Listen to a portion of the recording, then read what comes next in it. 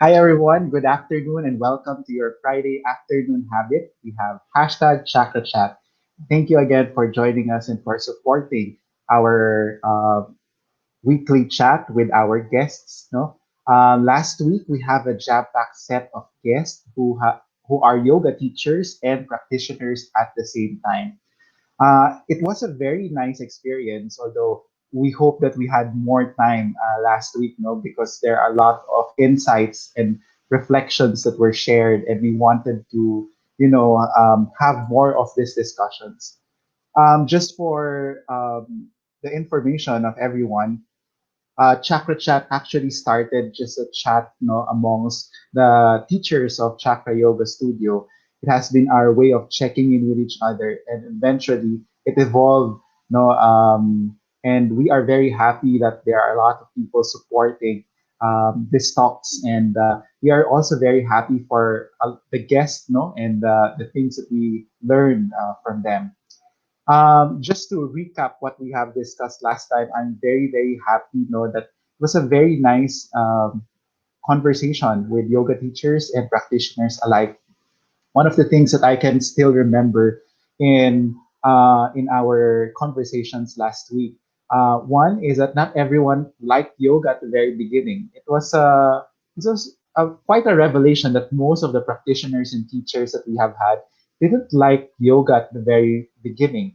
No, it wasn't a love at first sight, as some would talk about it. No, that once they started yoga, it was a very nice experience. That no, but not everyone liked yoga at the very beginning, and that's okay because yoga is in general a journey.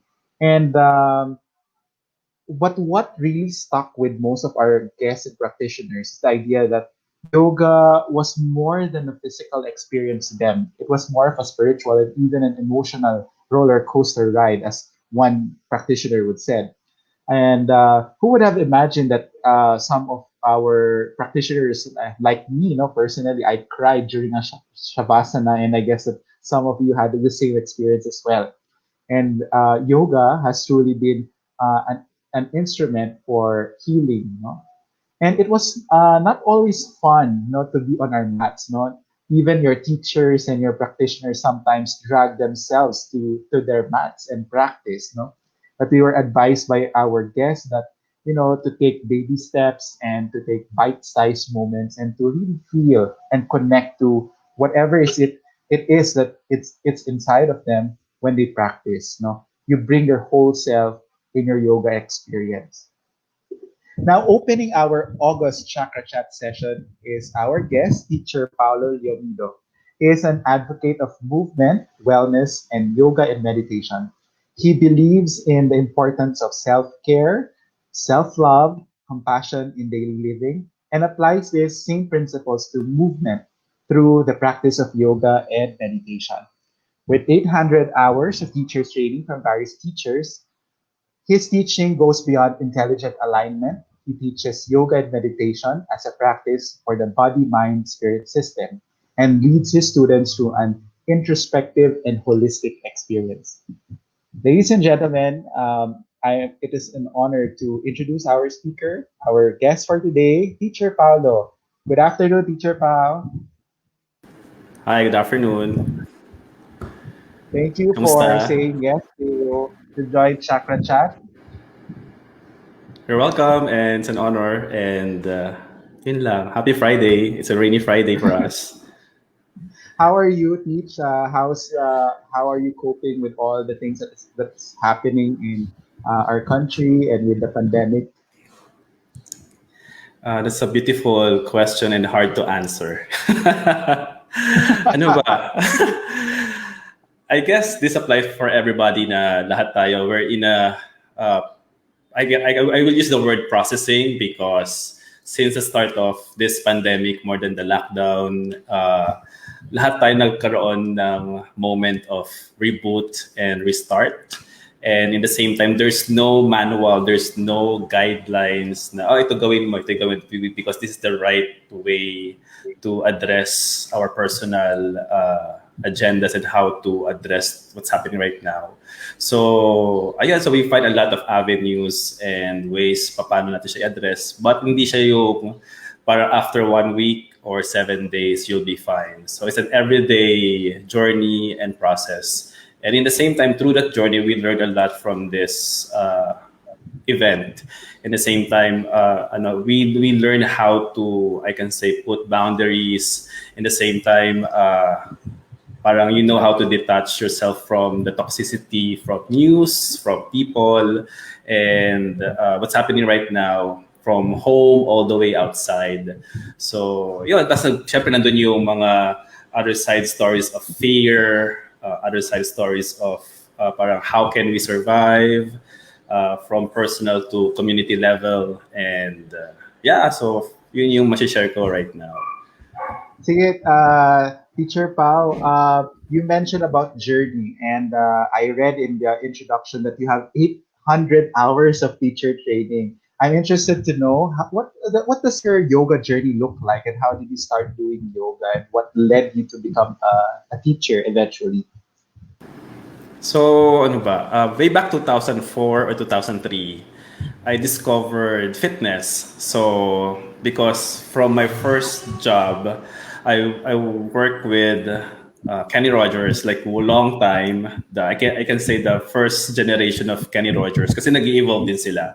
So during that time, Kenny Rogers was parang super casual fine dining restaurant. And the same time, mataas yung standards nila when it comes to food and the same time service. So I had a good training with them how to market yourself and the product. But in the same time, also since we're part of the first generation of Kenny Rogers in the Philippines, we have the privilege to eat Kenny Rogers food like baby back ribs and chicken. So for more than almost 2 years ako nag-work with them. Kasi tumaba ako, like close to 180 to 200 at the very young age of 20s. So, yung wake up ko sa akin yon was, naka-graveyard shift kami yon because may inventory kami. And then, one of the team members said, Sir, tatlo na ba anak mo? So, sobrang pagod ko during the inventory. Nawala yung proper way of doing inventory. So, parang gusto siya kasi ng muffin pan. So parang for me, it's like a wake up call na I need to parang address myself. Na parang at the early age of 20, sasabihan ka ng mukha ka ng daddy. Siguro at this present time, sige, I can really embrace na you can call me daddy. Pero during that time, parang hindi pa. So I decided na yung store na kung saan ako naka-assign, may mag-open a gym. So birthday gift for myself, nag-enroll ako sa gym.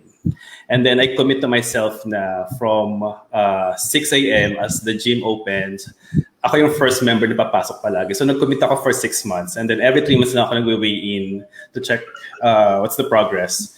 Tapos ayun, and then parang pagbago ka lang, di ba, you don't know what to do in the gym. Tapos you just step into the treadmill machines, parang easy access lang. Pero yung one of the managers said, why don't you try group exercise classes? So I went to the studio. Sabi ko una, parang nandun yung connotation na pang mommies lang yan, pang babae lang yan. Kasi you see that a lot of girls and mommies na they do their aerobics classes there. So nag-join ako, tapos nag-enjoy naman ako kasi since high school meron akong dance background and I like the group setting. So syempre pag first time ka, di ba, even sa yoga, you stay at the back. Tapos yung parang tumatagal ka na sa studio and nakikilala ka. Tapos sabi natin parang ikaw yung top one na. Nandun ka na sa harapan. So gano'n. Tapos one day, nagkaroon ako ng what if ako yung teacher. Tapos syempre nabarkada na ako sa mga teachers doon. And then I asked them, sabi ko, how do you earn, how do you sustain, and paano maging teacher like you? So yun, they helped me to and guided me na paano maging certified. Tapos by 2004, nag-start na ako with Gold's Gym, tapos Fitness First. So more that time, is more on groups, exercise classes na like yung mga Les Mills program, body jump, body step. And then that time then, more on aerobics talaga. Tapos by 2009 and 10, I jumped na to yoga not because umattend ako ng class, for healing purpose na teaching more than 7 classes in a day na high-impact classes. So by 2008, 2009, I experienced a lot of pain on my knee, sa right knee. And then nagpa-x-ray ako, MRI. So sabi ng ortho, your knee is fine, but what you need is to do more slow, mindful movements. And I asked the doctor, ano yun? Sabi niya, you can do yoga, tai chi, swimming. And that time, hindi pa ako ganun ka parang open sa practice of mindfulness and yoga. Parang for me, it's a boring, slow-paced practice because most of my classes are high impact from 2004 to 2010. And then, give it a try. Sige, nag-attend ako ng first yoga class ko sa studio. And then, yung Shavasana, as I remember, I think mga 30 minutes ako naka-Shavasana. And then, hindi ako iniwan ng teacher. Nandun lang siya, nanonood lang siya. Tapos parang sinabi ng teacher na friend ko naman, sabi, so you see you need yoga and that will really help you to heal yourself. So, ayun, when I discovered yoga that a moment, sabi ko, sige, to understand more, I took my first teacher's training na with Bliss Yoga by March 2010. And then, doon na nag-start. Tapos yung pain ko sa knee, nawala. And then, doon na siya doon na siya nag-evolve, I can say. Tapos, yung mga dreams ko before na I want to go to the farm, I want to go to Amanpulo. I think meron akong, by 2011, I received a call na if I'm available to teach at the farm. So, I took that opportunity kasi it was my dream na into coming to life. So since 2011 and then this year before the lockdown, yun, nasa the farm ako. So I've been with the farm for a long time. Tapos yung sa Amanpulo naman, I just teach, I think mga 2 weeks because nagbakasyon yung in-house yoga teacher nila. So it was a dream come true na, alam mo, when you attract that nice, positive intention and talagang yung i-put into action on it, it will happen. Tapos doon na nag-evolve. Then Yoga for Life comes along, tapos teaching outside, and then andito na. So yun. But grateful ako because I can combine what I've learned from my fitness and then the yoga practice. So it's like a yin and yang. So it's a good balance. Yeah, that's my quick story about myself. Teacher Pau, I was able to follow you, and you've been doing classes still, no? Even if online lang, no? What has been your general impression as you are interacting with your students? What is their state of mind, body, and spirit as they deal with the current situation in the pandemic? Number one is stress. Kasi ano ba, before lockdown pa naman, we already experienced different kind of stress. Pero ano siya, manageable and parang familiar tayo to manage the daily stress like traffic, work. And nangyari tong pandemic and lockdown. So it's another form of stress and so much adjustment and adaptation na mas mataas yung stress level natin. Kasi nga there's no proper guidelines, there's no manual in life na, oh, ito gawin mo para mawala yung stress mo sa pandemic. So lahat tayo vulnerable into experience and what's this? Parang we need to take our time to move forward and how to deal with the situation. Ayun, tapos through yoga, through fitness, parang yun yung outlet mo to distress, to let go the tightness, to let go the what's this, yung more than the tightness in the body, but also yung suppressed energy mo na hindi mo nare-release, and that suppression is more negative. So you want to find that outlet. So through yoga and fitness classes, nalalabas mo siya. And ayun, so yun yung I can add for ano yung yun ang binibigay sa mga students ko. Even myself, I use that channel to release and to detach para to manage now the present moment of this pandemic. Okay. Teach, as I mentioned, I see your workout session, so I even joined one of them. I noticed that you seem so passionate in giving this online fitness and yoga sessions. I'm interested to know, Teach, what is your motivation in providing virtual spaces for fitness and yoga?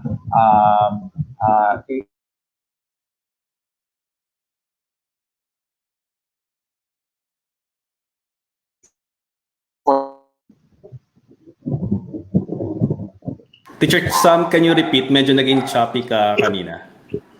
Sorry.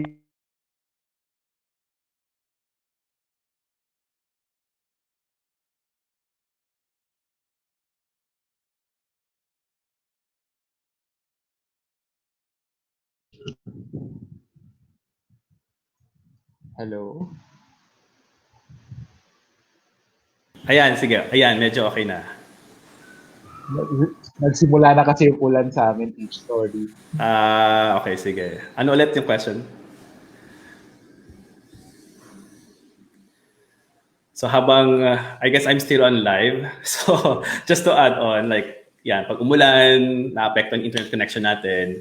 And also, I think during this pandemic, isa nakakapagpa-stress sa atin is internet connection, especially doing a live session right now. So, sige, hintayin natin sa Teacher Sam. And I think I'm still alive. Am I still alive? You may comment on my page kasi shinare ko naman to sa page ko. Can you still see me? You can say hi. Ayan. I'm still live and running. Ayun. So let's wait for Teacher Sam. Hello? Ay, hintayin natin bumalik sa Teacher Sam.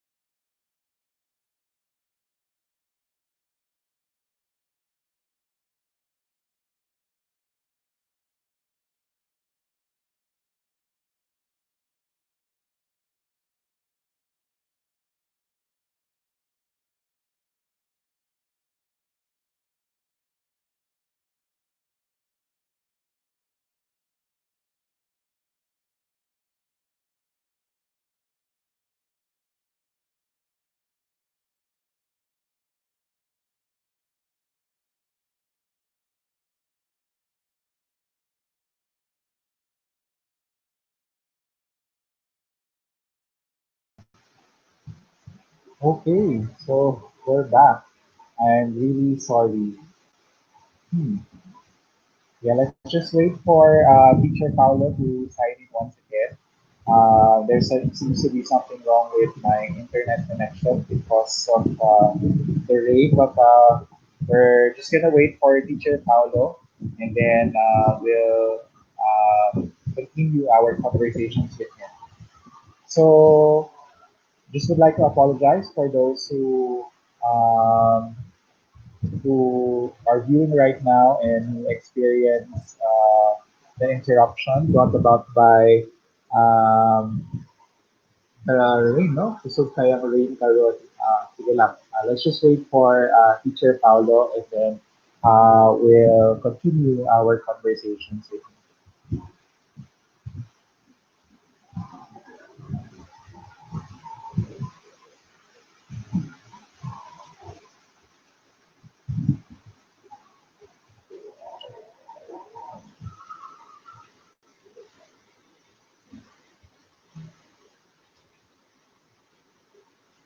So once again, you're tuning into Chakrachat, your Friday afternoon habit.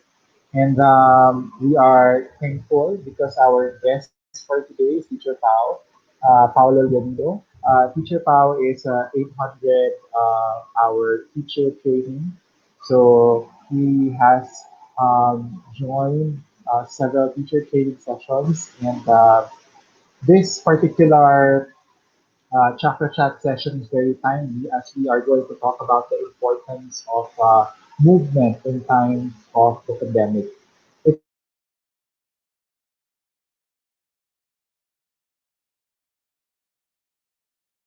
It's very source, but there were several health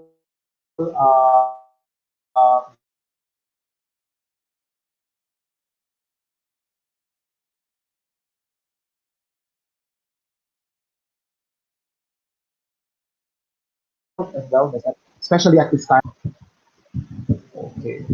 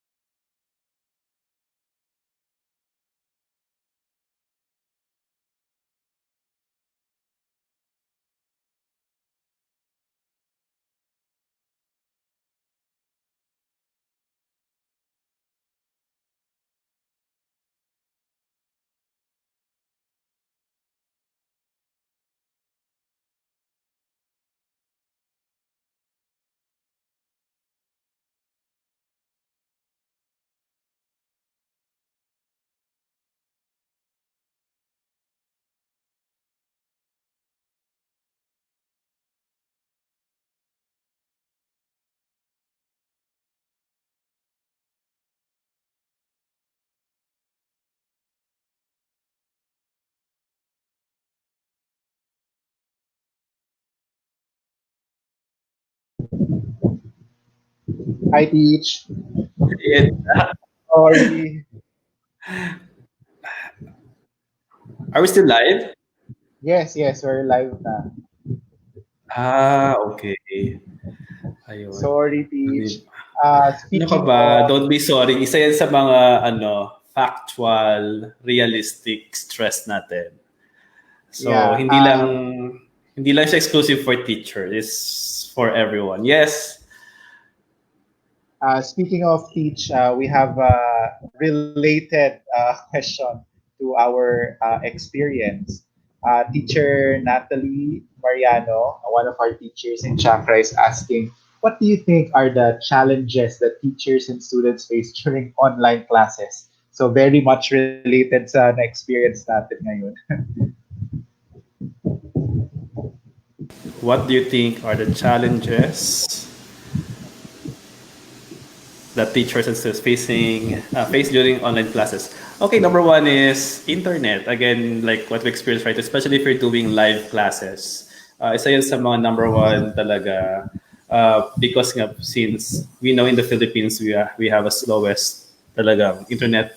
And also, since ang taas ang demand ngayon, so talagang kailangan talaga mas pabonggahan ng internet plans para lang masustain mo siya. And for me, para lang mas maintindihan siya ng mga students, you have to inform them, especially if you know na wala kang, parang alam mo na talaga na intermittent yung internet connection mo. So you have to advise your students na, guys, anytime baka bigla akong mawala, not because nawala ng kuryente, because bigla maglalag yung internet. So, ganun. And then in the same time, you have also to ask your students na ganun din, how's their internet connection. And in the same time, ano yung mga ways na pwede pang gamitin or pwede pang i-adjust. Like, for example, kung sa ibang platform, you can practice only audio. So, mas mababa yung required bandwidth with that. Pero kung kailangan ng video, syempre, mas kukuha siya ng mas malakas na bandwidth. At the same time din, kung marami gumagamit sa bahay.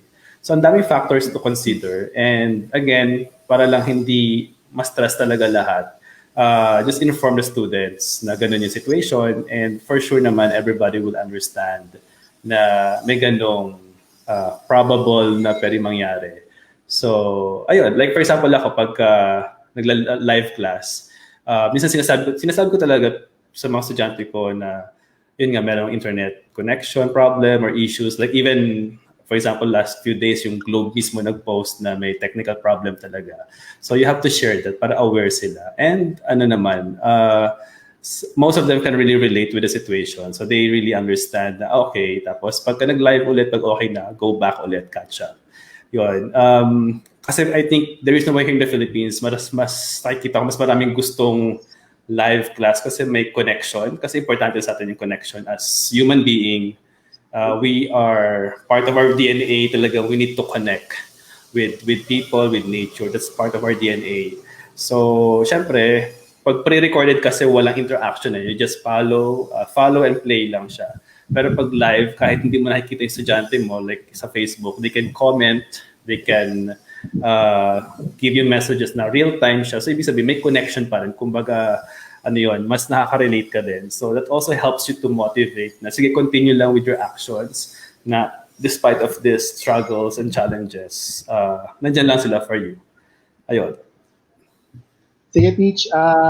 Before the pandemic, of course, we wanted face-to-face interaction with our students, no? But because of the pandemic, there was a shift to online platform, no?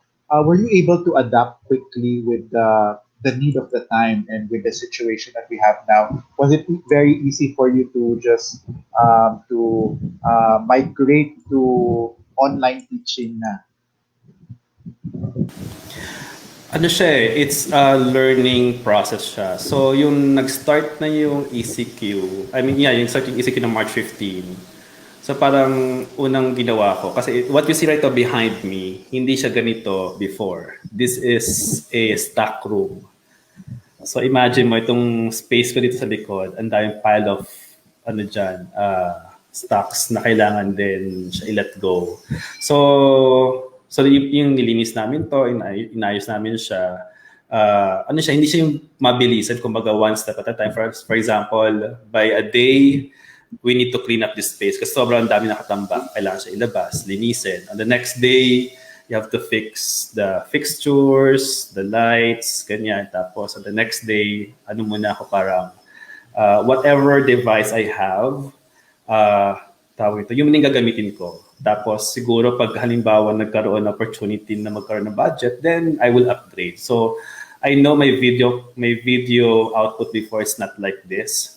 So as time goes by, syempre nag-i-improve ka din because for me, I believe na our students deserves a best quality, especially in this virtual session.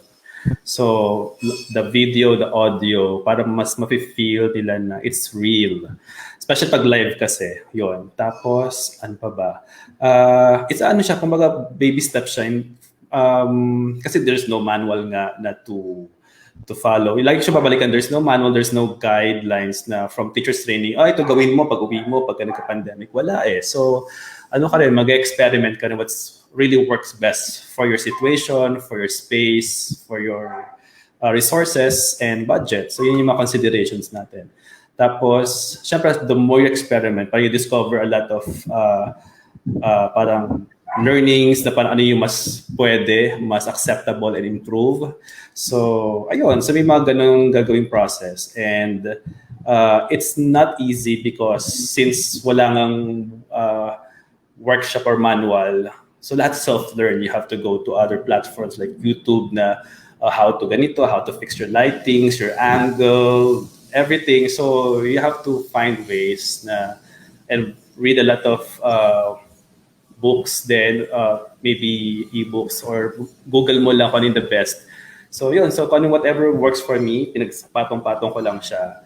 Tapos working within my budget, working within my resources. And I'm grateful then there are some people, or I can say my real friends, na when I ask help, talagang some of them sponsor my lighting, some of them sponsor some gadgets I need even from the cable. So talaga because they have spare. So I'm grateful with that na people will really help you as long as you really ask for help. And I think there's no parang masama na to ask, especially if we are in this challenging times because they know my intention na I really want to teach. Nasanay ako talaga sa outside na turo ka palagi everyday sa labas with face-to-face, human body contact na to adjust the students. But since we jump in this situation now, so as also an extrovert, outgoing person, talagang before ECQ, lagi ako nasa labas. And then uwi lang ako sa bahay para matulog, fix my stuff, tapos the next day alis ulit. So now, lahat, parang bumaliktad siya. Lahat nasa bahay ngayon. So ako rin nag-a-adjust ako na I need to be more still kasi sanay ako lagi lumalabas eh. So isa pa yung adjustment yun sa akin personally na I need to adjust myself na okay, I need to be home to protect myself, my health, my family. And in the same time, ano talaga siya, you have to adjust. But at the same time then, that time from March na, nag-start na ako ng online class. So sobrang excited ko. So ginagawa ko siya twice a day. Isa sa morning, isa sa hapon. Minsan gabi pa nga, 3 beses pa. Pero yung after Holy Week, nandun na yung part na naburnout ako. Na parang sabi ko, this is really tiring. Na kasi it's really hard. Iba kasi yung feeling na you're doing a live session. Tapos, you're just looking on the camera right now. Pero wala yung parang you can really see and feel na nahawakan mo yung mga estudyante. So, and then the same thing, you have to talagang give your best angle, your energy na alam mo you're still connecting. So sanayan talaga siya. It's like you're auditioning to a parang gusto mo showbiz-ish, ganon. Pero ano siya, it's a learning process din. So ayun, naghanap din ako ng parang paano ka arte, paano pa-project yung sarili mo. I guess this is also part of public speaking din eh, na it's live and kung ano yung masabi mo, that's it, wala nang bawian. Hindi siya katulad ng mga taping, live show, pre-recorded. Pwede mo siyang i-edit, pwede mo alisin yung hindi importante. Pero pag live talaga, wala nang bawian, yun na yun. So, yun yung mga pag-aaralan din. So, it's a fun learning process. But at the same time, through with those challenges, alam mong may nakukuha kang uh, fruits from your hard work, and also feedback from your students na they appreciate more your effort. Pag nakita naman nila may effort ka, na nakita nila yung before and after, so na-appreciate nila, ibig sabihin talaga na nag-e-effort yung teacher. What else? Ayun, I'm grateful talaga na when you ask help, people will help. And then may mga tao rin naman na when you ask help, they will close their door. And I understand. So just move forward and no hard feelings, basta parang okay, yun na yun eh. Tapos, ano pa ba? Yung sinabi mo kanina about motivation. For me, yung motivation natin, hindi yan makikita sa ibang tao or sa ibang, uh, ano eh. The motivation starts within us. So, paano tayo ma-motivate? We have to act on our intention. Kasi if we have a very good intention na you wanted to lose weight, you want to become more flexible, or really be more healthy mentally, physically during this pandemic time, you have to act on it. Kasi if you're going to look for someone na to motivate you, and before ka makahanap ng taong yun, you have to act on it because you have the intention. Kasi action helps you. Kumbaga yung motivation mo, result yan ng action mo. For example, I'm looking for a teacher that will help me to, for example, sabihin natin, ma-address yung mga physical asana practice ko na ma-improve yung headstand na nasa bahay ako. So, that's the intention. Gustong ma-improve yung headstand. So, you have to act on it na I need a teacher to guide me. And then once you get into the pose, that's the result of your action. And it really motivates you more to continue, di ba? So, for me, really, motivation starts within us. And also, syempre may kalaban yan eh. Yung mga what if, yung mga excuses, or as big word na procrastination. Bukas na yan kasi marami na on time, lagi ako na sa bahay. So, sayang yung time eh. So, for me now, time is the most valuable essential commodity natin right now. So every minute, every second, we're given a chance. But again, we need to act on it para lang marating natin yung gusto natin mangyari. And kung ginagawa naman siya, you have to be more patient in the same time. Pag may kaya bigay for today, that's it. Be grateful. Tapos bukas ulit. Parang ano siya eh.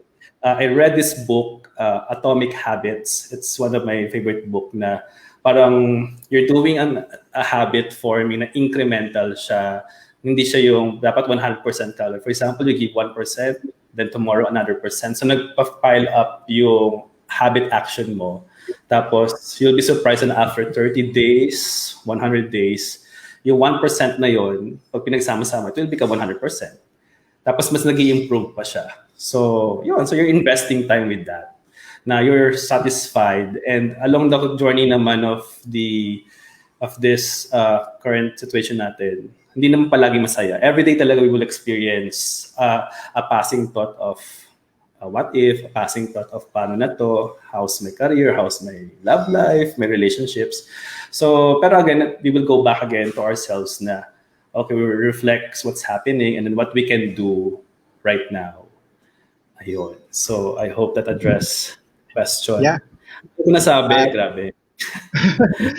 Pero Teacher Pao, no, just to affirm, ang ganda ng background mo. Talagang parang it went through a lot of work and preparation, I think. Yung white wall, nakikita mo niyan, I think a month ago, basta I think yung March, April, May, ano yan, ang original color niya was pinkish, purple-ish kulay niya. Tapos yung dumating ako sa point na I need to rest muna. Basta nag-post ako, nag-lilo ako para lang to recharge myself and assess in the same time to reflect na ano pa ba yung pwedeng ma-improve. So yung pagpintura ko sa wall, that's my way of, kumbaga ako nagpintura niya, asing ako bumili ng pintura, lahat. Asing personal labor yan na parang YouTube pa paano magpintura with the roller, ganyan, tapos paano mag-ayos.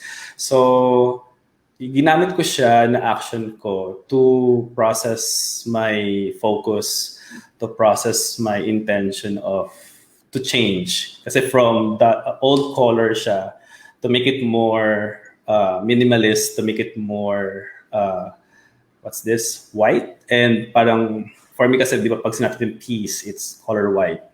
And the same time, on the technical side naman, because I need to color this white because since nag-start yung tag-ulan, madilim naman siya. So the white will help me to bring more light into the space. Kasi yung other color ko before, yung past color ko before, mas na-absorb naman niya yung mga bright lights. So at least this will help me to bounce. Ayun lang. So yun yung mga intention niya. So marami siyang purpose. Meron siyang technical side, but ko siya gawang puti.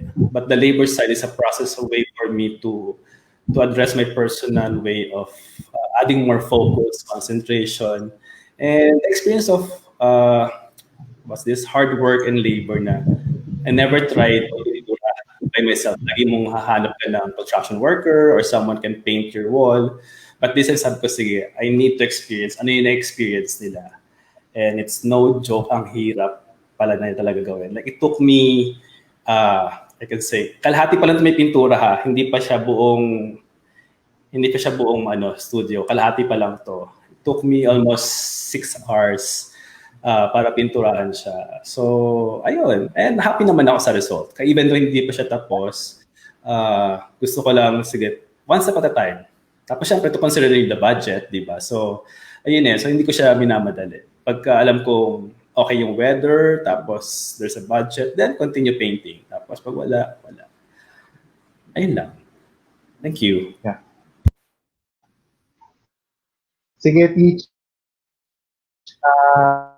I would like to ask Teach, you mentioned that most of the students at of lack of exercise and fitness activities. What is the importance now of movement during this time of pandemic? Okay.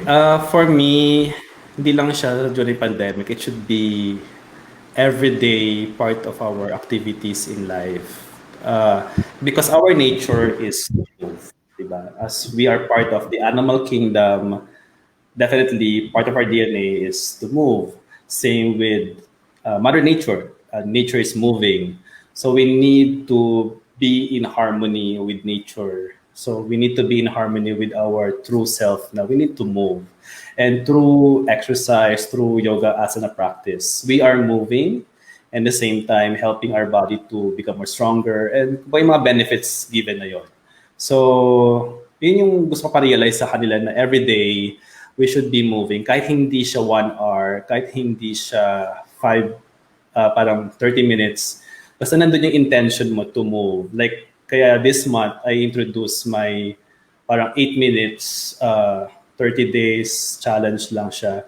Ang intention ko dun is to make time, at least, what is 10 minutes of following along, moving into very easy, accessible exercises and yoga poses. And at the same time, they are educated at the same time. Na-enjoy nila yung experience. Yun, so yun yung parang daily challenge ko with my followers, with my students na we need to move, especially right now. Now, we need to be more healthy. We need to be more having that sense of intention of self-care, self-love, and taking responsibility na kung gusto talaga natin mabuhay, kung gusto natin maging healthier, we need to move. We need to take action on it. Yun. Pero Teach, how about during these times wherein the fitness industry is not fully open pa na to the public? What can you say? No? How can we balance now safety, health, and well-being of individuals during these times? That movement and fitness is very essential.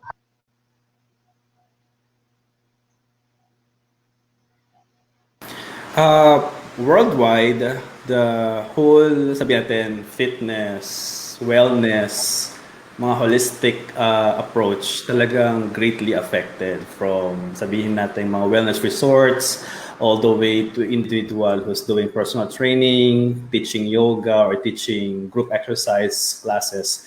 talagang affected tayong lahat because we are used to face-to-face close contact. Yan, in a setup of could be in a club, in a studio, or private space.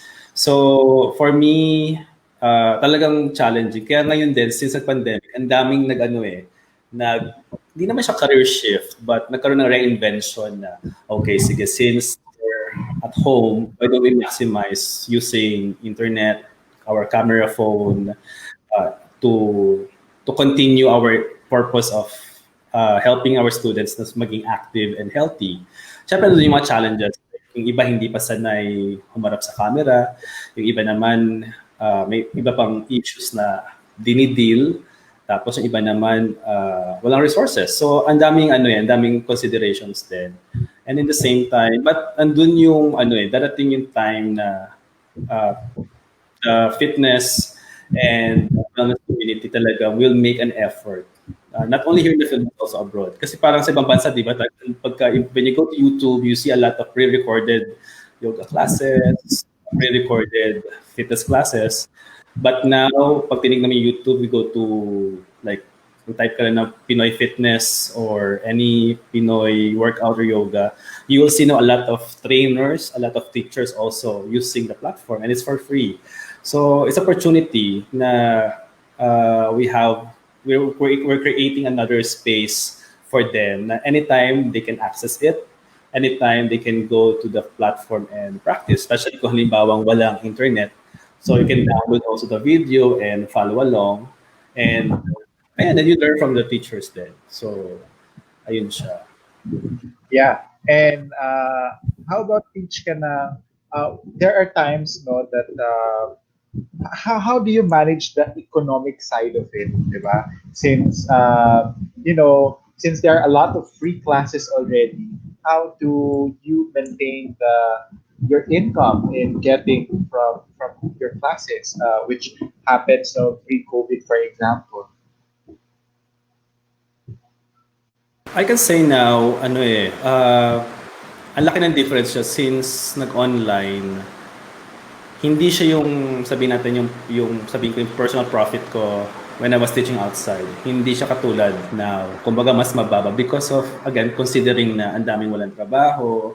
Tapos when it comes to mga services, lahat nagbabaan din.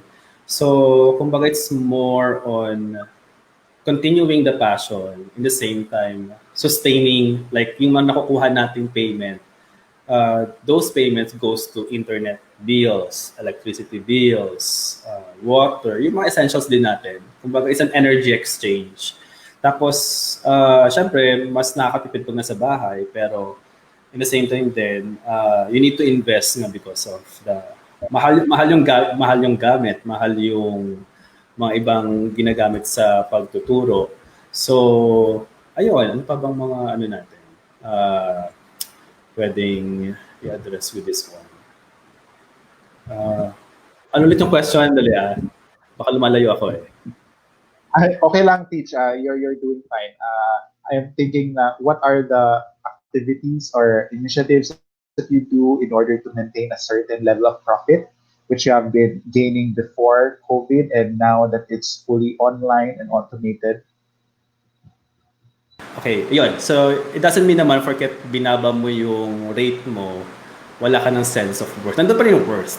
Pero for me, it's the call of the teacher or of the individual. Paano niya i-price yung sarili niya. Again, there's no regulation naman na dapat ito manikaping mo.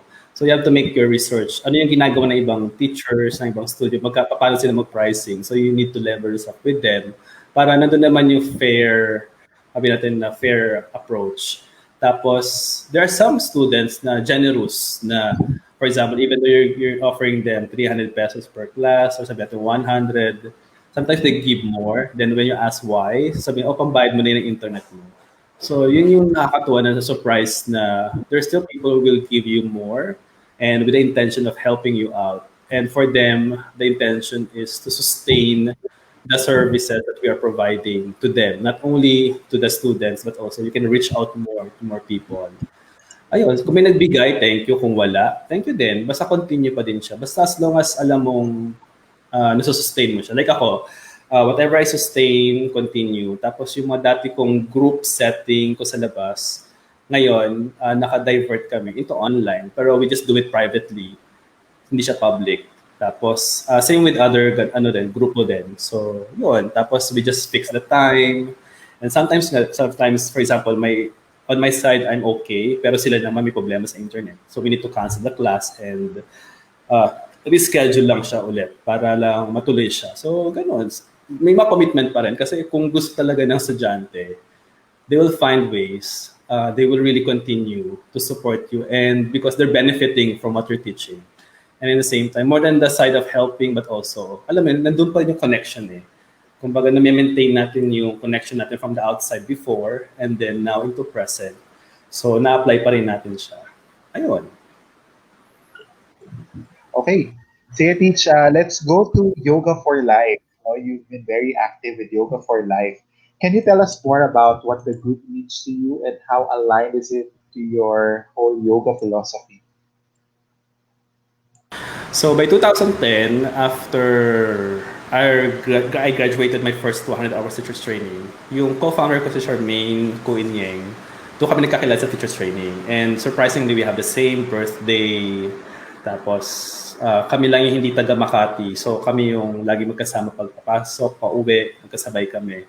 So nandun nag-start yung bonding namin. Tapos, yung natutunan ko sa yoga kasi, ay parang talaga nag-steal na take away ko na lesson is to serve.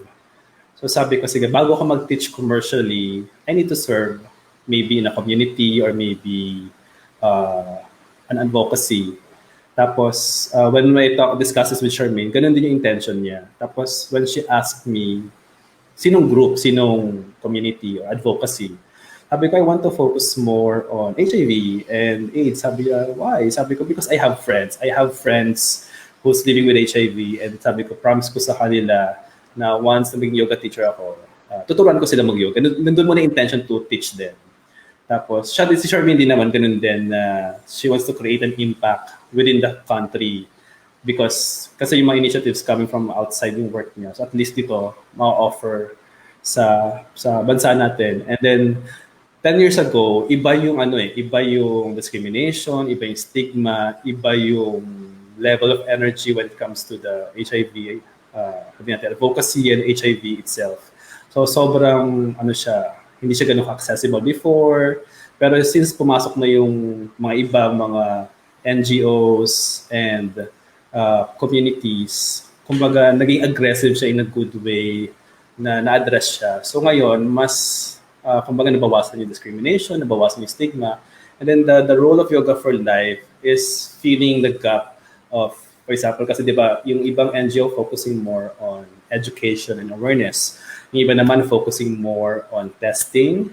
Yung iba naman focusing more on, sabihin natin, care. So Yoga for Life fills in any of those categories to address naman when it comes to dealing the mental health. Because, for example, if you're waiting for a result, syempre sobrang kang kabado, you're anxious. So again, you can use the yoga practice as your space to address your anxiety. So same maybe before and after. Tapos when you're continuing naman, for example, those who's taking ARV, just to remove more toxicity in the body. So they use also yoga for the physical practice to sweat and also to move their organs and in the same time to be more focused. Kumbaga hindi lang, kumbaga the HIV will not define who you are, but that will help you more to give you more a sense of purpose na hindi siya death sentence eh. Kumbaga, this one will help you na ano yung pwede mo pang gawin during na nabubuhay ka. And I guess yun yung nagiging strong impact ng Yoga for Life na service, volunteering, talagang wholeheartedly just going to the class or having help someone, it's a big impact already. Yun.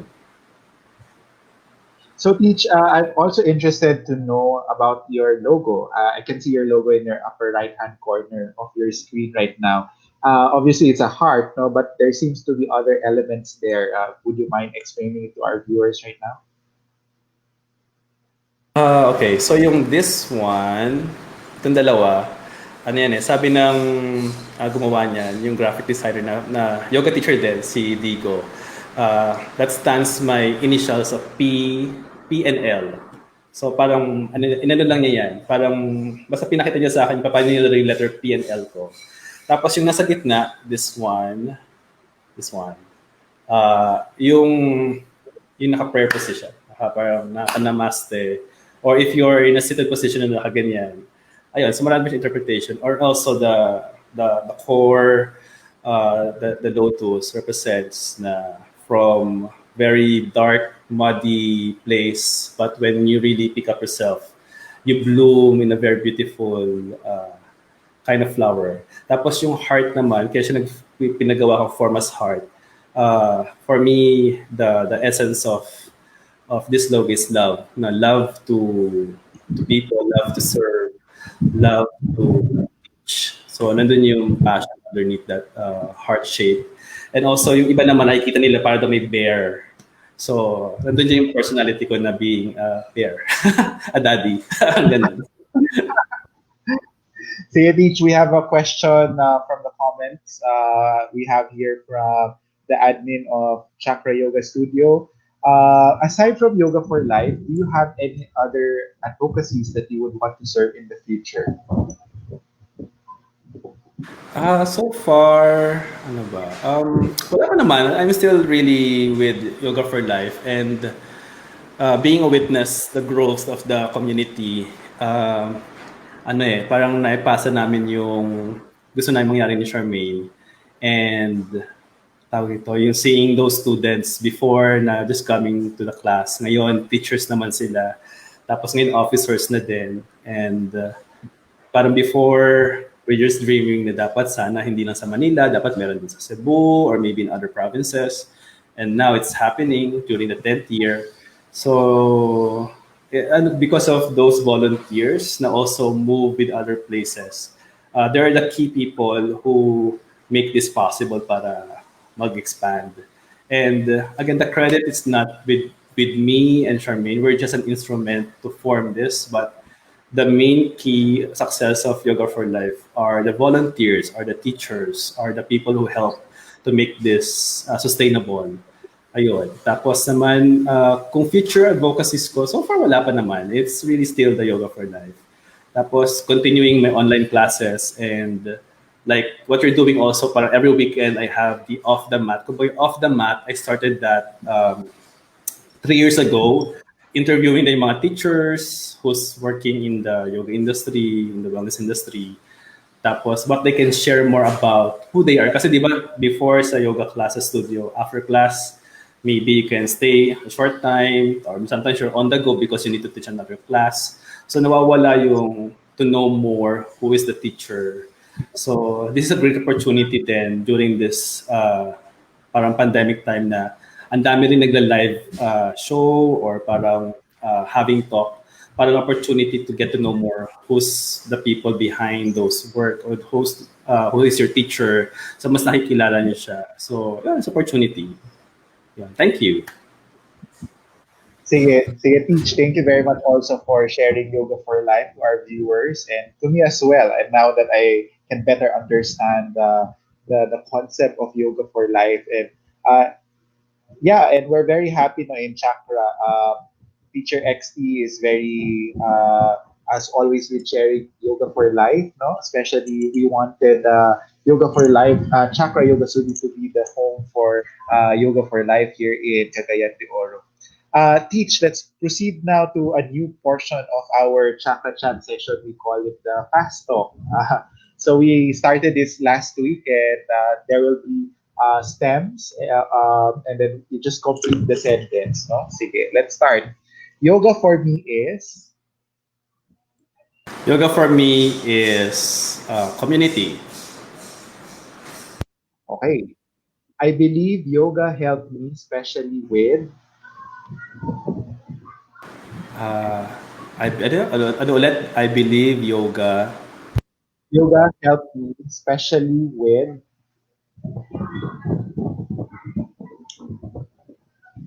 Kasi sa choppy ka, kaya pinapaulit ko. I'm sorry, sorry. I believe yoga helped me especially with Right now with my mental health, my favorite yoga pose is Shavasana, corpse my pose, least favorite. Okay, my least favorite yoga pose is my list. Ano ba? Ano bang list ko? Anything that goes with twisting. Yan. Oo. ah, sige, because of yoga I learned that Because of yoga, I learned that number one, life is beautiful. I learned that we have purpose to be served in a very good way. And also, yoga helped us to become more kinder, compassionate, and loving. sige, my dream yoga escapade is at Madami yan pag sabi escapade. Ano mga top ko? Top! Wait lang. Ah, tumitingin ako sa bintana. Nag-iisip ako yung mga top ano ko eh. Ano yung mga top? Baka mag-comment dyan. De, joke lang. Mga dream escapade ko when it comes to yoga, like ano, number one, maging international si Yoga for Life. Kumbaga, hindi na siya magiging for now it's nationwide, but also they will parang gagamitin yung Yoga for Life as a model na pwedeng apply sa ibang countries. Tapos, more than advocacy of that, going international, siguro magkaroon ng parang a regular morning talk show that address not only yoga but also the holistic way of living during this time. sige, last one, teacher Paulo. If given a chance, I would like to do my yoga with Hindi siya weird, madami sila. okay lang, okay lang. Madami. Ano ba? Siguro locally, alam ko yung ano, sino ba? Madami sila eh. Kasi for example, intention ko, like the government officials, they need to do yoga. Yun, like sila Roque, sila Duterte. Not because of my political stand, but more of the intention that they need to apply yung mga sinasabi nila sa news na alam mo yun, they should be moving and ano. So kailangan sila maging example for that. And to remind them na how to be more kinder and compassionate. And then, ano pa ba? Mga health workers, yan. Yung mga health workers natin. Kung pinag-uusapan natin this current time current time, yung mga health workers na magkaroon sila ng time to practice, kahit as simple as 5 minutes breathing exercise or stretching, yon. Tapos kung mga medyo high level naman, VIP, siguro, syempre mga artista or mga model, something like that. Or yung mga, sabihin natin, mga famous vloggers kasi since they have a lot of followers. So with them, they can also reach out to more people na the importance and value of yoga practice. Yeah. Sige, Peach, what are the activities that pwede namin abangan sa iyo and where can we follow you? Perhaps you can invite our guests, our viewers right now. So I would like to invite you, number one, to like and follow my Facebook page, Paolo Leonido. And then every day I do 8 minutes, 30 days workout and yoga challenge. So if you check my page, makikita niyo yung mga previous days. And also my IG, Instagram account is Paolo Leonido din. I also cross-share my challenge sa IGTV. And then soon I'll be reviving my YouTube channel. Na before kasi nagpa-vlog-vlogan ako pero tinamad. So I guess now I have more time since lagi ako sa bahay. So I'll try to make a content about life, being a yoga teacher, and also my personal opinions in life. Plus, ano ba? Yan. Doon ko rin share yung mga fitness and yoga thing. So anything na parang about me, para mas makilala ako ng mga students ko. So doon ko siya i-channel naman. Ayun lang. Okay, thank you very much, Teacher Pau, for for the wisdom and for your time and for gracing Chakra Chat for your presence. And hopefully, we could invite you as a guest teacher soon in one of our classes in Chakra Yoga Studio. And just as how we always end our yoga class in Chakra Yoga, we place our palms together in front of us and we greet each other. Namaste. Thank you very Namaste. Thank you so much, teacher. much, Teacher Sam. Thank you so much, Chakra Yoga Studio. And yes, definitely, I'm looking forward na magturo ako sa inyo online. And hopefully, there's another session with this